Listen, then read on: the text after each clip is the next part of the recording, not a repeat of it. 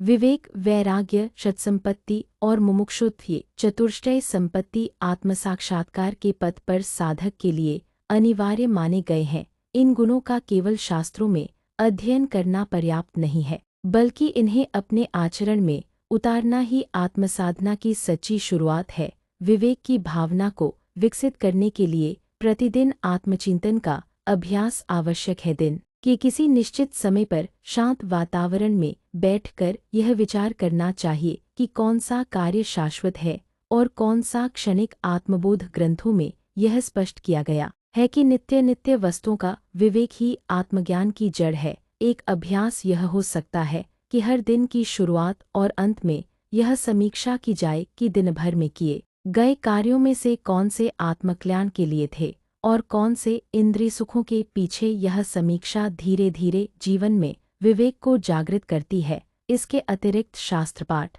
विशेषकर उपनिषदों, भगवद गीता और आत्मबोध का नियमित अध्ययन मन को स्थिर करता है और विवेक को तीव्र करता है। वैराग्य का विकास केवल संसार से भागने में नहीं, बल्कि संसार में रहते हुए उसमें आसक्त न होने में है। यह एक मानसिक स्थिति है जिसे धीरे धीरे अभ्यास और समझ से प्राप्त किया जा सकता है। वैराग्य के विकास के लिए यह समझना आवश्यक है कि संसार की प्रत्येक वस्तु परिवर्तनशील है और जो भी परिवर्तनशील है वह हमें स्थायी शांति नहीं दे सकता। भगवद गीता और विवेक चूड़ामणि इस संदर्भ में विशेष प्रकाश डालते हैं। व्यावहारिक अभ्यास यह हो सकता है कि जब भी कोई विषय सुख या आकर्षण मन में पैदा हो तो थोड़ी देर ठहरकर यह विचार करें कि यह सुख कितनी देर टिकेगा और इसका अंतिम परिणाम क्या होगा। धीरे धीरे यह अभ्यास मन को उन वस्तुओं से दूर करने लगेगा जिनमें वास्तविक संतोष नहीं है। वैराग्य को साधने का एक और उपाय है सेवा का मार्ग। जब हम दूसरों के कल्याण के लिए कार्य करते हैं और अपने लाभ की भावना को त्यागते हैं, तब स्वाभाविक रूप से मोह और आसक्ति कम होती है और वैराग्य दृढ़ होता है। सत्संपत्ति, शम, दम, उपर्ति, तितिक्षा, श्रद्धा और समाधि ये 6 गुण अभ्यास के बिना स्थिर नहीं होते। शम और दम का अभ्यास क्रमशः मन और इंद्रियों पर नियंत्रण के रूप में होता है। इसके लिए सबसे पहले दिनचर्या में अनुशासन लाना आवश्यक है। समय पर उठना, नियमित साधना करना और सीमित भोजन तथा बातों का अभ्यास मन और इंद्रियों को संयमित करता है। उपर्ति का अभ्यास तब होता है जब मन बार बार बाह्य विषयों की ओर जाने से विरत होता है। इसके लिए ध्यान की साधना अत्यंत उपयोगी है। प्रतिदिन कुछ समय निःशब्द बैठकर केवल मैं कौन हूँ इस प्रश्न पर चिंतन करने से मन की बाह्यमुखता धीरे धीरे समाप्त होती है। तितिक्षा का अभ्यास विपरीत परिस्थितियों में प्रतिक्रियात्मक न होकर उन्हें सहन करने से होता है।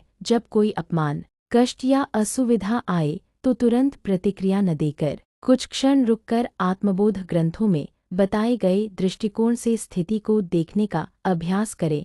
इससे सहनशक्ति और मानसिक स्थिरता विकसित होती है। श्रद्धा और समाधान का विकास निरंतर अध्ययन, गुरुवचनों में विश्वास और आत्मपरीक्षण से होता है। श्रद्धा कोई अंधविश्वास नहीं, बल्कि वह गहन आंतरिक भरोसा है कि शास्त्र और गुरु जिस मार्ग की ओर संकेत कर रहे हैं वह सत्य है और उस पर चलने से आत्मबोध संभव है। इसके लिए अपने जीवन में उन अवसरों को पहचानना चाहिए जब शास्त्र या गुरु के निर्देश से जीवन में सकारात्मक परिवर्तन आया। इन स्मृतियों को बार बार मन में लाना श्रद्धा को दृढ़ करता है। समाधान अर्थात चित्त की एकाग्रता को साधने के लिए यह आवश्यक है कि हम अपने जीवन के उद्देश्य को स्पष्ट रूप से जानें।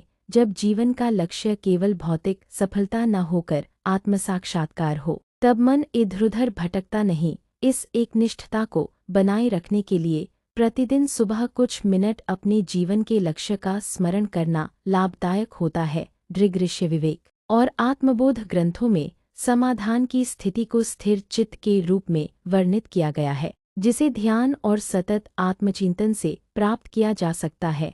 मुमुक्षुत्व या मोक्ष की तीव्र इच्छा यह साधक के भीतर जलती हुई वह लौ है जो उसे किसी भी परिस्थिति में आत्मसाक्षात्कार के मार्ग से विचलित नहीं होने देती। यह इच्छा एक दिन में उत्पन्न नहीं होती। इसे जागृत करने के लिए हमें अपने जीवन के क्षणिक सुख दुखों के पार देखने का अभ्यास करना होगा। भगवद्गीता और ब्रह्मसूत्र इस तथ्य पर बल देते हैं कि जब तक जीव मोक्ष की तीव्र आकांक्षा नहीं करता, तब तक वह बंधन से मुक्त नहीं हो सकता। इस तीव्र इच्छा को जगाने के लिए एक व्यावहारिक उपाय यह है कि हम प्रतिदिन आत्मचिंतन करें कि क्या मेरा जीवन केवल खाने पीने, काम करने और सोने तक सीमित है? क्या इससे परे कुछ ऐसा नहीं है जो स्थायी है, जो सदा मेरे साथ है? इस तरह के प्रश्नों से आत्मा की पुकार जागृत होती है और मोक्ष की इच्छा प्रबल होती है। इसके अतिरिक्त किसी आत्मज्ञानी गुरु के सान्निध्य में रहना और उनकी जीवन शैली को देखना इस भावना को बल प्रदान करता है। जब हम किसी को साक्षात शांति और पूर्णता में स्थित देखते हैं, तो भीतर से वैसा ही बनने की तीव्र लालसा उत्पन्न होती है। इन सभी गुणों का विकास कोई एक बार किया गया कार्य नहीं, बल्कि एक निरंतर चलने वाली साधना है।